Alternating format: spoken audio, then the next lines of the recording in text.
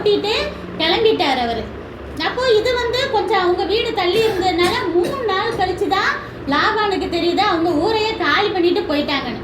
அதே போல் அவள் என்ன செய்கிறான்னா, ராகேல் தங்கச்சி இருக்கா இல்லையா, ஊரை விட்டு போகும்போது அவள் என்ன செய்கிறா, அவங்க அப்பா வீட்டுக்கு போய் அவங்க அப்பா என்னென்னா அந்த சிலையெல்லாம் தொட்டு கும்பிட்றவர், ஸ்டாச்சுலாம் வீட்டில் வச்சுருப்பாங்க. அவள் என்ன செய்கிறா, சொல்லாமல் கொள்ளாமல் அவங்க அப்பாவுக்கு தெரியாமல் திருடிட்டு போய் அதையும் சேர்த்து அவள் ஊருக்கு கொண்டு போகிறான். எப்பயுமே தேவனுக்கு சிலை வழிபாடு பிடிக்காது, காரியத்தை பிடிக்காதுன்னு சொல்கிறாரோ அதை லைஃப்பில் நம்ம செய்யவே கூடாது. ஆனால் அவள் என்ன செய்கிறா, தெரியாமல் ஒழிச்சு தூக்கிட்டே போயிடுறான். ஆனால் இந்த விஷயம் யாக்கோபுக்கு கூட தெரியாது, சரியா?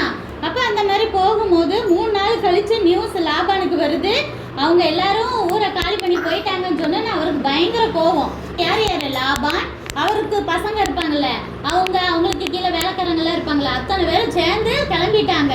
யாக்கோபையும் பிள்ளைங்க எல்லாரையும் ஆடு மாடு எல்லாத்தையும்